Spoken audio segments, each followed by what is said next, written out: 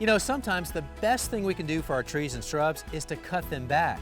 Not only will it improve the overall appearance of our landscape, but it can be healthier for your plants too. So in this video, I'll show you the what, when, and how to make the right cut so that you can be pruning like a pro in no time.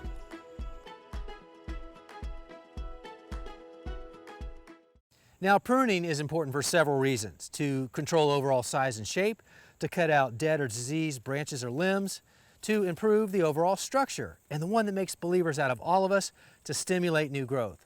But let's talk about the proper timing on when to make that right cut. With the exception of cutting back dead or diseased branches, which you can do anytime, there are better times of the year than others to make those pruning cuts for general maintenance or to promote new growth. So let's start with the worst time of the year to make general pruning cuts, and that would be right now. We're in the middle of fall, coming into cold weather. Now we know that when we make a pruning cut, it stimulates new growth, and we don't want new growth right now because there's not enough time for tender, young, new growth to harden off before it gets cold, in which case that tender growth would die back, and that dieback would create potential entry points for pests and diseases, and that just doesn't do any good for what we're trying to do to make this plant healthier. And that situation is made even worse if we end up getting a warm spell after we make a pruning cut. Now the plant kind of thinks we're back in summertime, which stimulates even greater growth, and then we get hit with that cold weather, and that just makes everything worse. So if you can resist the temptation to make those pruning cuts in fall, you're going to do yourself and your plants a big favor. A great time to do your major pruning is winter. Plants are dormant, you have the best visibility into the plant typically, and plants don't put on new growth when they're dormant. But new growth will emerge from those cuts once it warms up and plants start growing again. Another good time to prune is early spring, just prior to new growth starting to develop. And the next good time for pruning is early to midsummer. Now plants are actively growing, so stimulating new growth now through pruning is a normal part of the growth cycle anyway. Plus, there's little risk of a sudden cold snap killing back any new growth, and there's plenty of time for new shoots to harden off before the cold season arrives. So when is the best time to make those pruning cuts on flowering shrubs? That depends on whether that shrub flowers on new wood, which is current season's growth, or old wood, which is last year's growth. So let's talk about new wood first.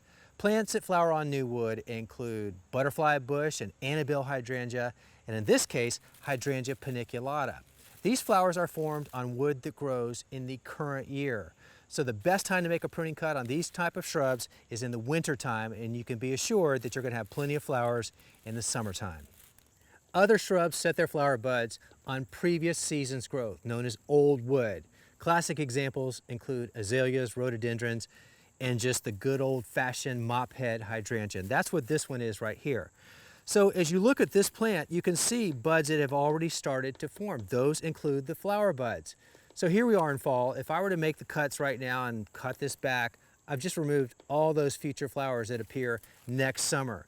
Not a good time to make that cut. And so if I were to come out in wintertime and think, now's the time to prune this hydrangea, no flowers that following summer. So the best time to make a cut on shrubs that prune on old wood or last year's growth is right after flowering. So in this case, these flowers finished up about midsummer. You want to come in right after that and make your pruning cuts. And if you do that, you've done it ahead of when those new buds develop for next year. Another important consideration when it comes to pruning is knowing where on the branch to make the cut, and that depends on the leaf buds positions relative to the branch. And in this case, you see that these buds are directly opposite one another, and that's a common scenario. So in this situation, you would make the cut straight across about 3/8 of an inch above those dormant buds. And during active growing season, when you make that cut, you stimulate those dormant buds to grow. And so for every one cut, you get 2 new branches. That's not a bad return on your efforts, and it's also a great way to fill out your plant.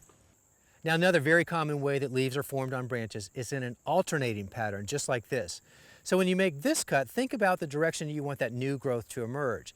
For example, if I want new growth to go in that direction, I'm going to make the cut on a leaf that goes in that direction, and that's going to stimulate new growth right there at that axle, and off it goes. But when I make that cut, I'm going to do it at an angle. I'm going to do it so that the high side is on the leaf side and cut down. That way the water rolls off from where the new growth emerges, and that's all there is to it. Now that you know, there's really no need to fear pruning once you convince yourself that most plants benefit from pruning. Then it's just a matter of getting started and building your confidence. And before you know it, you'll be pruning like a pro in no time.